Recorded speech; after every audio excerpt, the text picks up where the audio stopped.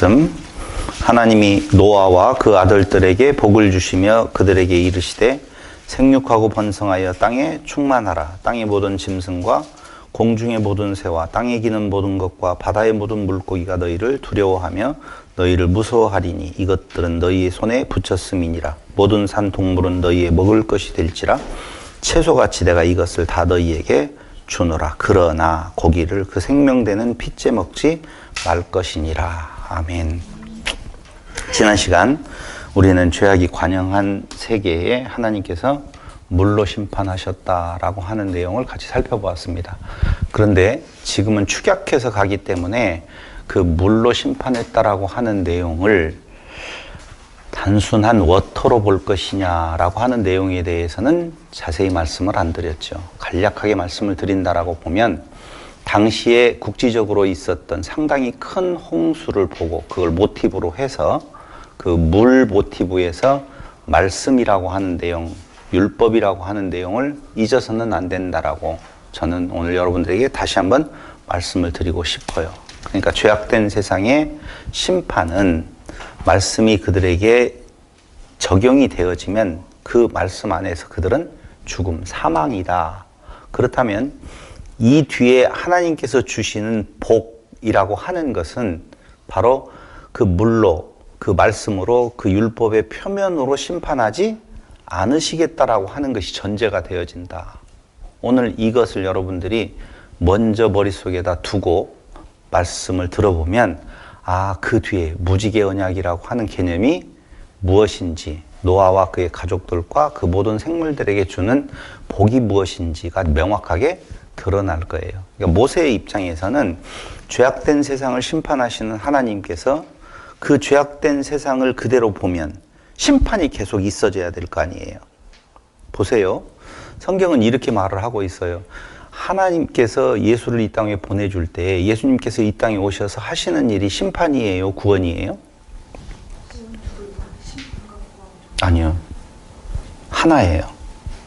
그건 심판이 아니고 구원이에요. 왜냐하면 이미 믿지 않는 자들은 그 자체로 심판을 받았다라고 말을 하는 거거든요. 그래서 죽기에 태어난 짐승은 굳이 심판을 내려야지 죽는 것이 아니라 그 자체가 죽은 것이다. 이렇게 말하고 있단 말이죠. 그러니까 예수께서 이 땅에 오시는 것은 심판하러 오신 것이 아니라 구원하러 왔다. 라고 성경은 분명히 우리에게 이야기를 해주고 있어요. 그러면 심판 끝에 지금 심판이라고 하는 다시 말씀드리면 말씀이 충만하게 되어지면 이것도 뒤에 복선을 까는 건데 말씀이 빽빽하게 그들 위에 임하면 그것은 심판 저주가 되어질 수밖에 없다는 거예요.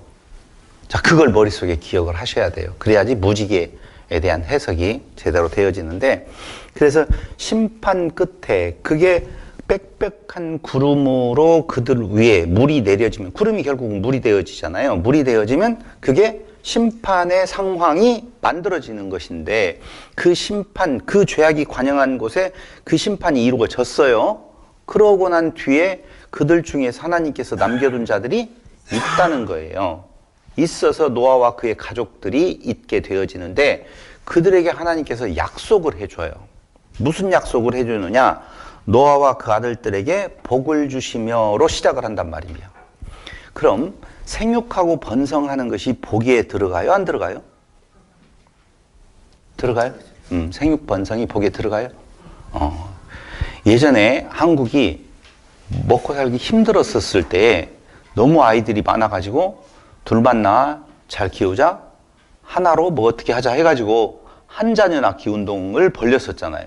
근데 지금은 또 사람이 없으면 망한다 해가지고 더 낳자라고 하는데 그 생육 번성 자체가 축복이라고 보면 후진국으로 가면 갈수록 축복이 더 많겠네요. 그런 자꾸자꾸 우리의 표면적인 일상적인 생각들을 가지고 성경을 조명해 보면 안 된다라고 하는 말씀을 지금 드리는 거예요. 그러니까 여기에서 복을 주었다라고 이야기할 때 생육 번성 땅에 충만하라 라고 하는 개념만이 복이 아니다. 그걸 복으로만 보면 안 된다는 것이죠. 생육 번성은 하나님의 백성이 아니어도 생육번성이 잘 일어나고 있어요. 사람의 족속이 아닌 동물적인 족속에서도 생육번성이 다 일어나고 있다는 거예요. 그러니까 뭐가 많아진다, 번성한다라고 하는 그 자체는 인간의 성공주의 신학이 뭐가 많아지고 번성되어지고 풍요로워진다라고 하면 복으로 생각을 한단 말이에요. 물질이 많은 건 복이에요, 저주예요? 그 저주를 나누어서는 안 된다는 것이죠. 그 자체가 복과 저주의 기준이 아니라는 것을 오늘 여러분들에게 말씀을 드리고, 보고 싶으면 보세요. 안 본다고 해서 그렇게 쫄 것도 없다고요. 그게 아니라고요. 그래서 지난 시간에 형통한 날과 곤고한 날은 하나님께서 우리에게 하나님을 알게 하시는 하나의 도구적인 상황이라고 말씀을 드렸었잖아요. 각설하고 생육번성 땅에 충만하라고 하면서 모든 산 동물은 너희의 먹을 것이 된다 이렇게 말을 하잖아요. 그러면서 그 뒤에 나오는 내용을 보면 한번 보세요. 9절 모든 산 동물은 9장 3절 모든 산 동물은 너희의 먹을 것이 될지라 채소같이 내가 이것을 다 너희에게 주노라. 그러나 고기를 그 생명되는 핏째 먹지 말 것이니라. 오늘은 여러분들하고 좀 대화를 하고 싶은 내용이 있어요. 자, 노아의 홍수 이전에는 육식이 있었을까요? 없었을까요? 있었죠. 어떻게 그렇게 자신 있게 말을 해요? 이상한 사람들이에요, 아주. 에서가 짐승. 에서가 왜 거기에서 나와요? 지금 이건 언제적 이야기인데요? 노아적 이야기인데 한참 그 전의 이야기인데요. 그때 저기 아벨이 음. 잡은 게 있잖아요. 아벨이 이제 양을 잡았잖아요. 근데 양을 괜찮죠? 잡아서 먹이면서 그렇죠. 바쳤겠다라고. 힌트를 굉장히 좋은 걸 잘 잡았어요. 사람들이 이걸 보고 그전에는 채식만 했었는데 그 뒤에 육식이 들어왔다라고 이야기를 하는데 천만의 말씀이에요. 방금 그것도 중요한 하나의 증거가 되어지는데 여기 잘 보면 뒤에 한번 볼까요? 모든 산동물은 너희의 먹을 것이 될지라 채소같이 내가 이것을 다 너희에게 주노라. 그러나 고기를 그 생명되는 핏째 먹지 말 것이니라. 내가 반드시 너희의 피 곧 너희 생명의 피를 찾으리니 짐승이면 그 짐승에게서 사람이나 사람은 형제면 그에게서 그의 생명을 찾으리라. 그럼 그 이전에 있었던 동물들, 그렇죠? 동물들은 뭐 먹고 살았을까요? 그 이전에 노아의 이전에 있었던 호랑이는 채소 먹고 살았을까요? 그건 모른다라고 해보자고요. 채소 먹었을 수도 있다. 개가 풀을 뜯어먹고 살았을까요? 그럴 수도 있다라고 전제를 하자. 지금 무슨 이야기인지 김희동 집사님, 제가 지금 제기하는 문제점을 알겠죠? 딴 생각하면 안 된다고. 다 눈에 나타난다니까. 넋이 나간다 이렇게 보여요. 여기 앞에 서 있으면 넋 나가지 말고. 죄송해요. 김희동 집사님이 이름을 이야기했는데 넋 나간 이야기를 해서. 안 나갔어요? 봐봐요. 호랑이든 개든 다른 어떤 짐승들이 노아의 이전에는 과연 채식을 하고 있었는데 이때로부터 사람도 채식만 했었는데 이때로부터 고기를 먹게 했다라고 거의 많은 사람들이 그렇게 주장을 해요. 그럼 두 번째 문제는 어디가 있느냐? 우리는 사람에게 그 생명되는 핏째 먹지 말지니라라고 하나님이 말씀하신 걸로 그렇게 얼른 받아들여요. 근데 그게 아니라 동물들까지 포함하고 있어요. 짐승이면 그 짐승에게서 이렇게 말을 하잖아요. 그럼 짐승이면 그 짐승이 만약에 핏째 먹는 다른 짐승을 먹으면서 핏째 먹는다라고 보면 그의 생명을 찾으리라 그랬잖아요. 그럼 먹는 순간에 그 생명은 죽어야 된단 말이죠. 그런데 지금 다큐멘터리 보면 여기에 피를 한 방 묻힌 뭐죠? 사자. 또 뭐지? 하이에나. 어떻게 그렇게 제 마음을 알았어? 하이에나. 이런 것들 전부 다 고양이도 다 쥐를 뭘로 먹어요? 피채 먹잖아요. 그 귀여운 고양이가 쥐를 먹는다고? 먹어요, 전부 다. 그럼 안 죽잖아요. 우리는 많은 생각을 뭘로 하냐면 여기는 사람에게 하는 이야기로 생각을 하고 있다는 거예요. 그건 아니라는 것은 두 가지의 증거. 거기에 하나까지 더 붙였어요. 아벨이 양을 잡아서 하나님께 제사를 드렸다. 잡은 걸 버렸겠느냐? 당연히 먹었겠지라고 하는 쪽에서 그 노아의 이전에도 육식이 있었다고 봐야 된다고요. 그럼 도대체 이 말은 무슨 말인 건가 생각을 해볼 필요가 있죠.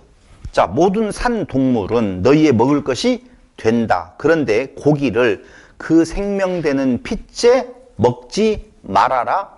만약에 그 핏째 먹으면 너희의 생명을 찾겠다. 짐승이면 짐승에게서, 사람이나 사람의 형제면 그에게서 찾겠다라고 지금 이야기를 하고 있다는 것이죠.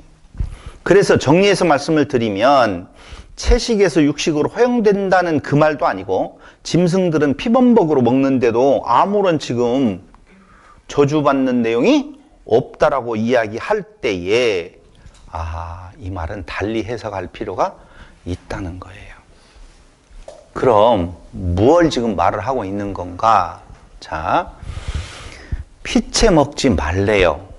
피채 먹지 말으라는 말은 전제가 무엇이냐면, 너희는 지금 하나님께서 택한 백성, 하나님의 자녀는 다스리는 자예요. 다스린다라고 이야기할 때 그 다스림은 돌봐라, 케어하라 라고 하는 이야기를 말씀을 드렸어요. 그럼 하나님의 백성이 다스리는 자로서 다스림을 펼칠 때에 그 다스림의 기준은 무엇으로 다스리는 건가? 하나님의 나라의 법이에요. 법으로 다스리잖아요. 위정자를 세웠었을 때 그 위정자가 그 위정자의 마음대로 자기 권한을 행사하는 것이 아니라 그 법 테두리 안에서 그 일을 시행한다는 것이죠. 그러니까 생육하고 번성되어지는 그 상태에서 다스리는 권세를 주면 그 다스리는 자는 그 기준되는 법을 가지고 다스리는데, 자, 1번 그 다스리는 법, 하나님의 나라의 법을 우리는 뭐라고 말한다? 율법. 이웃사랑 글로 먼저 가지 말고 뭔 법? 율법이지 않아요. 그럼 율법은 표면적인 것이 있고 그 이면적인 것이 있다고 그랬잖아요. 표면적인 것은 그렇죠. 그렇게 말할 수 있어요. 표면적인 것이 그 앞에 오면 무엇을 요구하느냐? 피를 요구하게 되어져 있어요. 율법이 가면 방법은 다른 것이 없어요. 피를 내놔야 된다. 너의 목숨을, 생명을 내놓아라. 그 말이거든요. 그럼 이면적인 것은, 자, 다시 율법을 가지고 다스려. 근데 그들 앞에 그걸 다스리게 되어지면 당연히 뭐가 요구되어져요? 피를 요구하게 되어져요. 피채 먹지 말아라. 그 말은 그 다스릴 때 하나님의 법을 그 겉으로 그들 앞에 가지 말으라는 말이에요. 두 번째로는 그 이면적인 법은 한마디로 말을 하면, 이면적인 율법의 이면은 뭐가 있는 거예요? 구원, 긍휼이에요. 죄 많은 곳에 은혜가 넘친다고 그러죠. 죄 많은 곳에 피가 넘쳐야 되는데 죄 많은 곳에 은혜가 넘친다라고 하는 것은 그 죄 많은 그 자들을 케어하고 돌보는 데에는 그 표면적인 것, 그 표면적인 것을 가지고 다스림의 자리에 있었던 존재가 이스라엘? 누구? 제사장들도 그랬었고, 우리가 흔히 말하는 유대의 지파 중에 바리새파라고 하는 내용이잖아요. 그래서 자기들은 위에 있고 백성들은 그 법을 어긴 자로서 그렇게 하면 안 돼, 그렇게 하지 마, 너희는 사망이야, 너희는 죽음이야, 다 갈라놓는 부분들에 대한 내용을 보여줬잖아요. 그래서 표면적인 것을 가지고 정죄하는데 너희가 그 정죄를 도로 받는다 라고 성경은 이야기를 하고 있어요. 그러면 이면적인 것, 그 율법이 가지고 있는 것은, 율법을 나누면 10계명이라고도 하죠. 그 다음에 세부적인 규례, 율례 있잖아요. 전부 다 그 내용은 한마디로 말을 하면 두 가지라고 그랬잖아요. 하나님 사랑, 이웃 사랑이라고 말씀을 드렸잖아요. 근데 그 율법이 누구에 대해서 말을 한다? 예수에 대해서 말을 한다라고 지금 성경은 딱 그렇게 이야기를 하고 있어요. 그러니까 율법의 본체 되시는 예수님께서 오셔서 표면적으로 우리 앞에 나타나면 우리는 사망, 소망, 없음이에요. 누가 있어서 그걸 지킬 수가 있느냐 이거죠. 그런데 당신이 오셔서 당신이 이루어 주시는 그 당신 안에서 우리가 긍휼을 덧입게 되어졌다. 그걸, 그 긍휼을 성경은 우리에게 섬긴다 이렇게 이야기를 하고 있다는 거예요. 그게 오늘 다스림, 진짜 다스림이라고 하는 거예요. 세상 정치가 문제인 것은 뭐냐면요, 권력을 주면, 그 권력이라고 하는 것이 오늘 성경적으로 말 하나님의 아들의 권한을 주면 그것으로 다스린다라고 이야기할 때 섬겨야 되는데 섬기지 아니하고 본인이 지배자인 왕으로 생각하는 데에서 문제가 있는 거예요. 근데 세상 나라는 그럴 수밖에 없다니까요.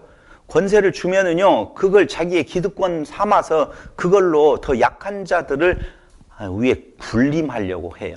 근데 하나님의 나라는 다르다고요. 높은 자가 낮은 자를 섬기느냐, 낮은 자가 높은 자를 섬기느냐. 세상 나라는 낮은 자가 높은 자를 섬기게 되어 있어요. 돈은 있는 자가 풀어야 돼요. 없는 자가 이상하잖아요. 벌써 없는데 어떻게 줘요? 그러니까 하나님께서 그렇게 말씀하시는 거예요. 내가 뭔가 부족해서 너희들 걸 뺏으려고 한 거 아니야. 나는 너희에게 주려고 온 거야. 이렇게 이야기를 하는데 많은 목회자들이 뭐라고 가르치냐면은 정성이 부족하면 호박떡이 설고, 하나님께서는 지성이면 감천, 너 있는 거 다 털어가지고 하나님 앞에 내면 하나님께 더 많은 걸 주니까 빛을 내서라도, 그래서 갑을 11조도 있잖아요. 빛을 내서라도 돈을 갖다가 11조도 내고 돈도 많이 내면 너 축복을 많이 받을 거야. 그런 개소리가 어디가 있어요, 진짜. 말도 되지도 않는 이야기예요. 근데 저는 여기에서 얼마나 비애를 느끼냐면요, 목사 개인들의 조그만한 영달을 위하여서 천하보다도 귀한 생명을 정말 내팽개치는 이런 나쁜 것이 어디가 있어요? 아니 11조 내에서 뭐 하라고요? 왜요? 오늘 열쇠 고장나서 6만 원 냈잖아요. 어? 그거 내는데 그런 데 쓰는 거예요. 그런 데 쓰고 뭐 다른 거 뭐가 있어요? 여기 이거 다. 저는 다니면서 진짜 본다니까요. 그때 지난번에 이야기했잖아요. 지나가서 큰 교회 짓는 걸 보고 저 교회 나중에 다 저 건물 어떻게 하냐? 라고 하는 한탄이 있는 것을 봤잖아요. 왜 세우려고 그래요? 왜 예배당을 번듯하게 지려고 말하고, 왜 성도 수가 많아지면 좋겠고, 왜 예산이 많아지면 좋으냐? 다 누구를 위하여서? 나 뭐 성공했어. 얼마나 좋아. 어? 그건 나타내려고. 한 생명이 천하보다도 귀하다라고 이야기를 했으면 그 모든 것보다도 더 귀한 것이 한 생명에게 있잖아요. 그런데 그 진짜 한 평 누우면 그것도 다 못 채울 만한 그 육체 덩어리를 위하여서 영혼들의 자유를 빼앗아 버리는 그런 못된 일들을 저지르면 안 된다, 그 말입니다. 결국은 율법이라고 하는 내용은 그리스도에게로 가서 우리에게 이면적인 긍휼을 베푸는 것, 그게 그 다스림이라는 거예요. 권한을 가지고 지배하라는 것이 아니란 말입니다. 이게 하나님 나라와 세상 나라의 큰 차이점이 있는 거예요. 그래서 우리 교회에는 섬기는 자가 누구예요? 내가 그 담을 넘어가가지고 거기 가서 성도가 불안해할까봐 이 집사님 가봐요가 아니라 자 오중에 내가 알아서 갈게. 내가 먼저 갈래. 못 따라오잖아. 제가 먼저 가니까. 힘 있는 자가 약한 자를 섬기는 것이지, 약한 자가 있는 자에게 아부하고 굴종하고 복종하는 상태가 다스림이 아니라는 거예요. 그래서 너희가 이제 다스릴 때에 핏째 먹지 말아라. 그 율법의 내용으로 가지고 가지 말아라. 그렇게 되어지면 다 죽임일 수밖에 없는 것이죠. 그럼 하나님께서 세우신 계획이 창조의 계획인데 결국은 하나님 당신이 이 땅에 오셔서 그 일을 이루시기까지의 보존이 있어야 될 거 아니에요. 그 보존이 이루어져야 되는데 계속적인 상태, 그 나중에 이제 구름이 빡빡하게 되어질 때에 그 속에서 내가 화를 본다, 무지개를 본다라고 이야기를 하는 건데, 봐봐요. 나만 아는 것이 없잖아요. 누가 있어서 그 앞에 하나님의 법 앞에 표면적으로 보면 남겨질 사람이 어디가 있냐고요. 없어요, 아무도. 그래서 오늘 그 피채 먹지 말으라는 말은 너희가 그 표면적인 권위로 그들 앞에 서지 말아라 라고 이야기하면서 하시는 말씀이 율법을 준 것은 정죄가 아니다. 마태복음 20장 28절 한번 보실래요?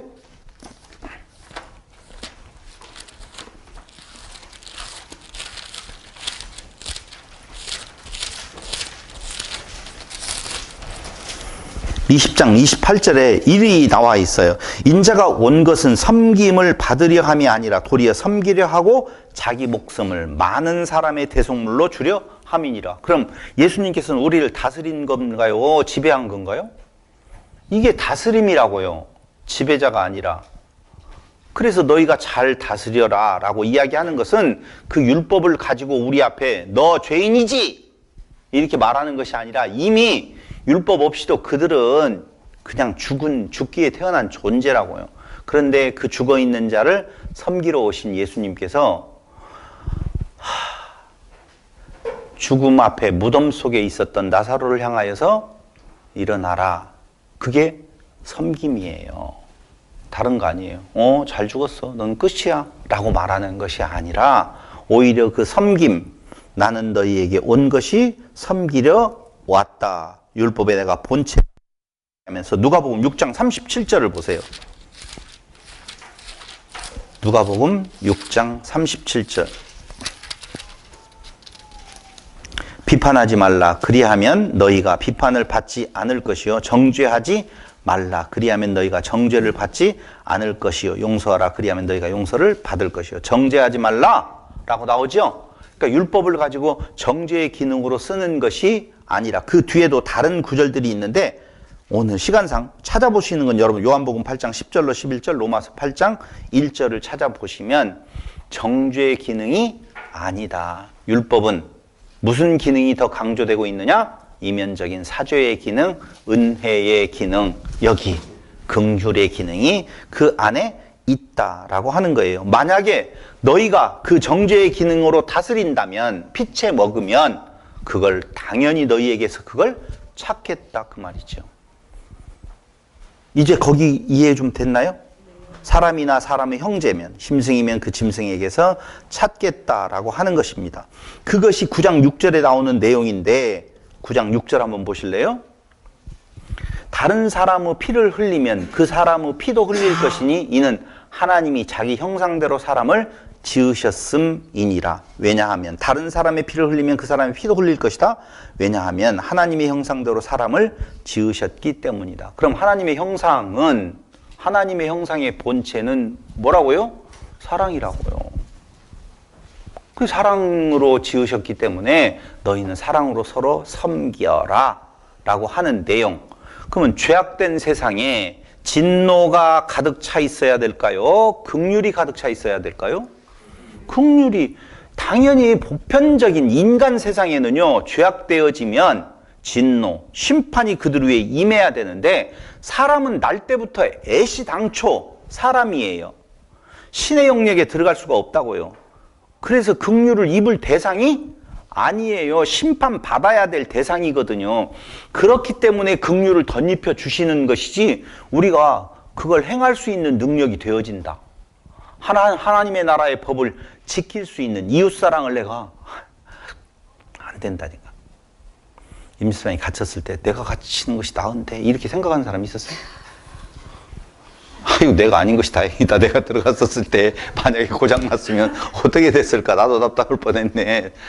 죄송해요. 우리 교인 안 그래요. 임 집사님 얼마나 좋은 분들인데, 내가 차라리 들어갔으면, 송 집사님 같은 경우 내가 들어갔으면 그 작은 몸으로 저쪽으로 빠져나올 수도 있을 텐데 임 집사님이 들어가가지고 왜 그랬을까?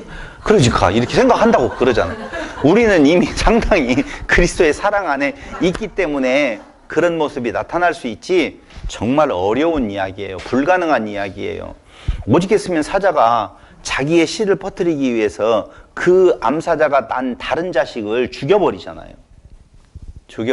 그게 약육강식이라고요.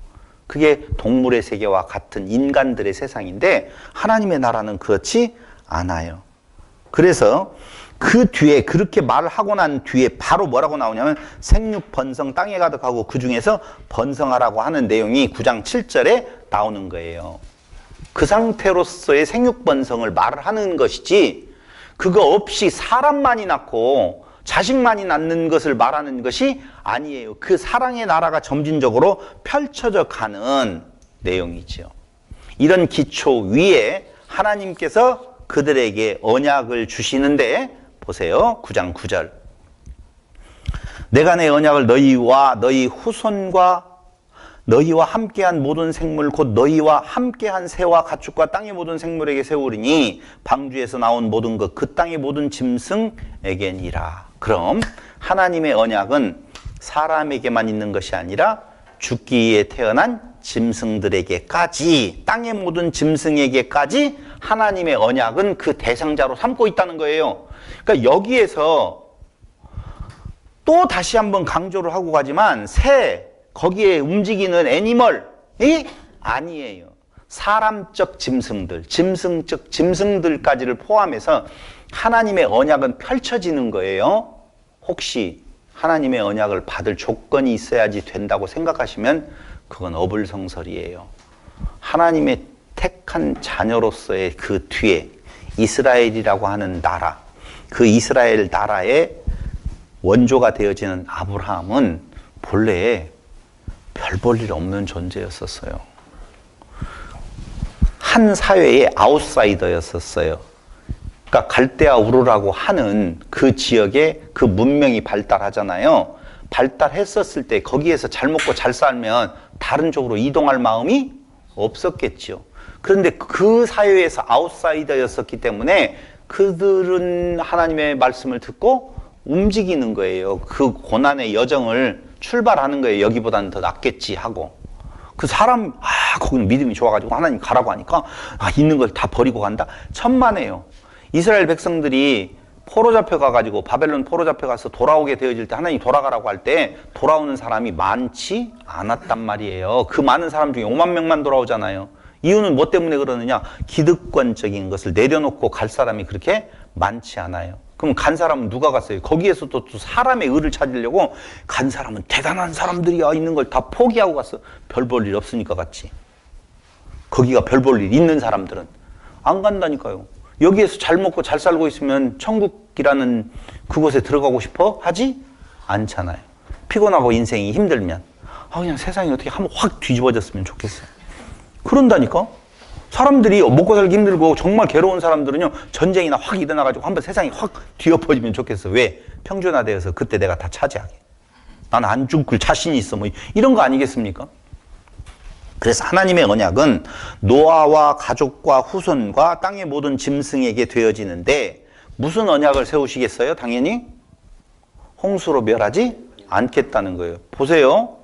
홍수는 말씀이라고 말씀을 드렸어요. 그러므로 다시는 그 표면적인 말씀으로 그들을 심판하지 아니하겠다. 왜요?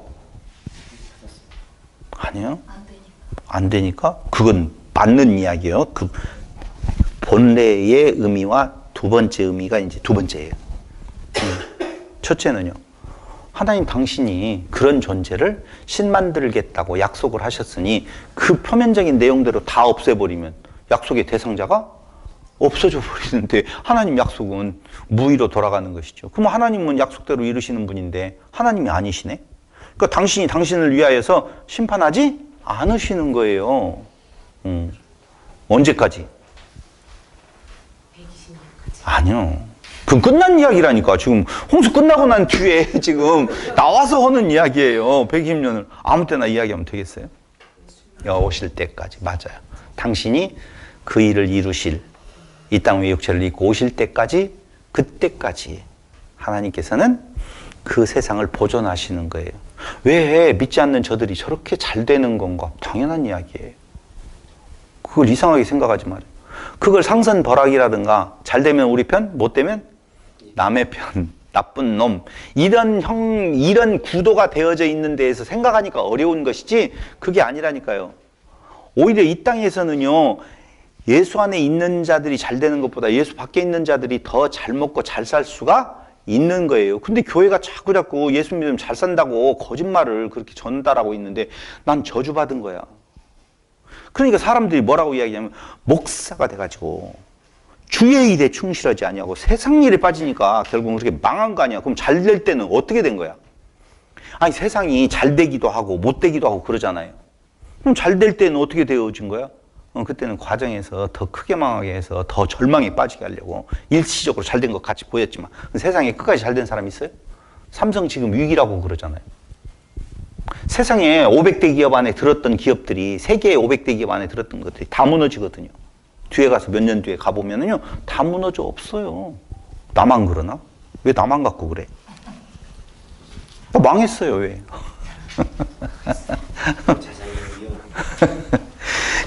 홍수로 멸하지 않겠다라고 이야기하는 거예요.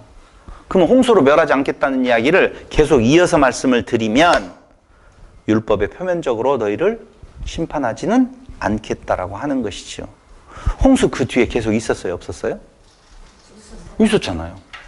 엄청난 홍수가 많이 세계 곳곳에 있었어요. 중국에 얼마 전에도 막 홍수로 엄청나게 죽잖아요. 그러니까 그렇게 말해서 홍수가 있었다라고 말을 하면 뭐라고 말하냐면 전 세계적으로 홍수가 있는 건 아니었었잖아.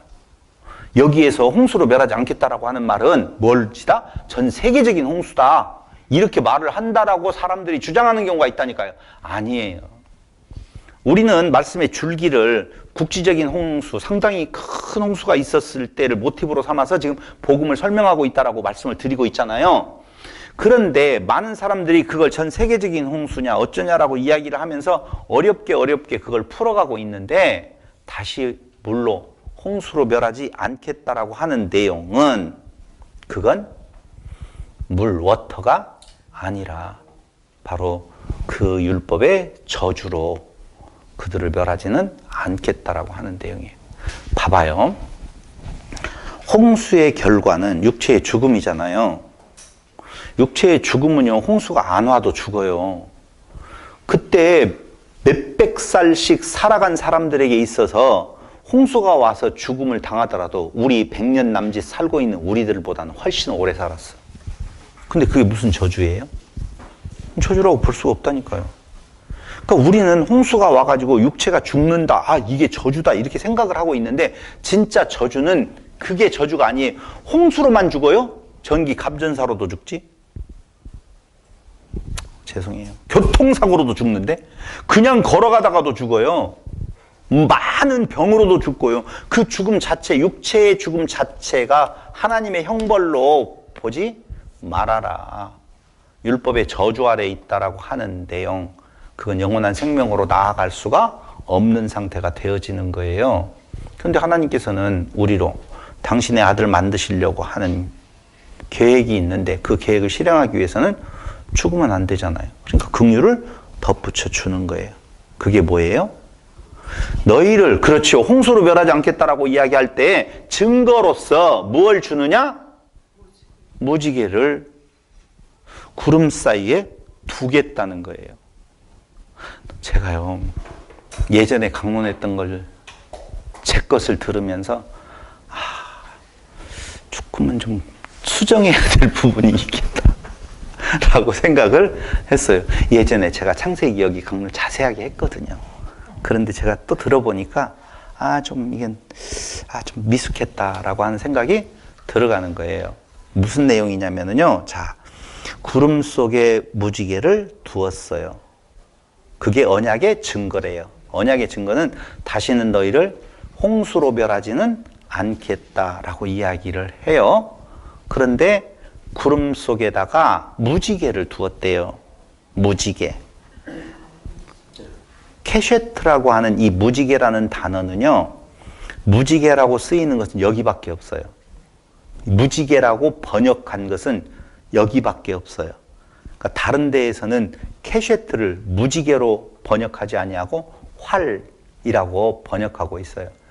그러니까 물로 멸망시키지 않겠다, 거기에, 그러니까 어떤 사전에는 무지개라고 말할 수도 있다, 이렇게 이런 내용 하나를 가지고 무지개 이렇게 한 거라니까요. 자, 구름으로 땅을 덮을 때 무지개가 구름 속에 나타나면, 다시요, 여기 그대로 읽어볼까요? 다시 한번 9장 13절 읽어볼게요. 13절. 내가 내 무지개를 구름 속에 두었나니 이것이 나와 세상 사이의 언약의 증거니라. 자, 구름 사이에 무지개를 두었어요. 근데 그게 언약의 증거래요. 그런데 잘 들어보세요. 우리는 일반적인 무지개로 생각을 한번 하고 무지개를 누가 봐요? 인간이 보고 무지개가 떴다. 그럼 다시는 하나님께서 물로 멸망시키지는 않는다. 이렇게 생각한다고 들었잖아요. 그렇죠? 송 집사님 그렇죠? 달리 들은 거 아니죠? 근데 잘 보세요. 거기 다시 나와 세상 사이의 언약의 증거니라. 내가 구름으로 땅을 덮을 때 무지개가 구름 속에 나타나면 내가 나와 너희와 및 육체를 가진 모든 생물 사이의 내 언약을 기억하리니. 누가 봐요? 하나님 당신이 봐요. 당신이 보고 당신이 아니다 야 거둔다 이런 말이에요. 근데 우리는 이제까지 그냥 봤어요. 뭐라고 생각하면 무지개가 뜨면 우리가 그걸 보고 하나님께서 물론 다시는 멸망시키지 않겠다는 약속을 생각하고 이제 안 망해 물론은 이렇게 생각한다고 거의 생각을 많이 했다니까요. 임수환이도 그렇게 생각했죠? 아니구나. 임수환이 훌륭하다. 무지개가 구름 사이에 있으면 하나님이 보고 하나님이 세운 영원한 언약을 기억하여 멸하지 않겠다라고 하는 거예요. 그럼 이 구름은 무엇인가? 오트라고 하는 하나의 증거예요. 증거. 근데 증거는 가인에게도 표를 주었다고 했잖아요. 그때 오트를 써요. 그 다음에 할례도 하나의 오트, 증거가 되어지지요. 그리고 문설주와 인방에 바른 피도 오트예요. 그리고 또 하나 있다라고 보면은 처녀의 잉태도 하나님이 우리와 함께 계시다라고 하는 증거, 하나의 증거라 그 말입니다. 모두 다 증거예요. 그런데 여기 물로 멸망하지 않겠다라고 하는 증거로 뭘 둔다고요? 무지개를 두었단 말이에요. 그런데 무지개는 빽빽한 구름 속에 있는 것이 아니에요. 빽빽한 구름은 뭘 만들어내느냐? 비를 만들어내요. 그리고 비가 오고 나면은 그 구름이 걷히고 그리고 맑은 하늘에 무지개가 쫙 뜨거든요. 그러니까 그 이론에 비추어 보면 여기 지금 무지개를 진짜 하늘 위에 뜨는 무지개로 생각해서는 안 된다는 거예요. 왜? 성경은 분명히 뭐라고 이야기했냐면 빽빽한 구름 속에 무지개를 두겠다라고 이야기를 했다고요. 캐셰트를 두겠다라고 하는 내용이거든요. 그럼 지금 7색깔 무지개 이거 아니에요. 7색깔 무지개. 무지개는요 2개에서 8개까지 색깔을 구분을 하는 나라마다 달라요. 우리나라는 몇 색깔로? 무지개는 몇 색깔? 7색깔. 어떤 나라는 8색깔, 어떤 나라는 2색깔로 구분을 해요. 근데 우리는 7개로 하는 것은 누구에 의한 거라고 제가 한번 말씀을 드렸는데 뉴턴에 의해서 7색 규정을 지었어요. 그러니까 미국, 영국, 일본, 한국 여기는 무지개를 몇 색깔로 구분하느냐? 7색깔로 구분을 해요. 그러니까 7색깔이 다 아니다? 아니에요. 그게 중요한 것은 아니지만 자 거기에 그 구름 빽빽한 구름 속에 있는 무지개는 지금 현상학적으로 나타나는 그 무지개가 아니라 무엇인가 활이라는 거예요. 활의 의미는 살상이라고 하는 의미예요. 여기에서 제가 예전에 강론했던 것에 대한 내용을 조금 보강해야 될 필요를 느꼈다는 것이죠. 그러니까 부러진 활, 거기에 걸려둔 활 이렇게 해가지고 활이 걸려졌다는 말은 저주가 내려오지 않고 저주를 멈췄다라고 하는 것으로 예전에 제가 설명을 했던 것 같아요. 그게 아니고 그게 아니라고 봐야 돼요. 세상의 죄악이 관영해요. 그렇죠? 그러면 당연히 뭐가 많아질 수밖에 없어요? 구름이 빽빽한 구름 속에 활들이 많아지겠네요? 당연히 그러겠죠? 그렇게 되면 저주가 오잖아요. 그 빽빽한 구름 속에 있는 그 저주에 대한 내용을 보고 하나님께서 이전에 이야기했잖아요. 세상의 죄악이 관영함 때문에 내가 다시는 물로 심판하지 않겠다는 거예요. 자, 그걸 다시 한번 설명을 하면 그렇게 해봐야 뻔하다는 것이죠. 다시 이야기해서 빽빽한 구름이 하나님의 임재인데 하나님의 임재 아래서 살아남을 존재가 아무도 없어요. 그러니까 빽빽한 구름이 또 있다는 말은 그대로 저주가 퍼부어져야 돼요. 그 저주가 퍼부어진다는 말을 활로 표현하고 있다고요. 그 활의 저주가 비 오듯이 쏟아져야 되는데 그건 너무 당연한 거 아니냐라고 하는 거예요. 당신이 약속했던 내용을 생각하는 거예요. 다시는 그걸로 인하여서 멸망시키지 않겠다라고 하는 약속을 생각하고 저주를 거두겠다 이 말이죠. 아이고.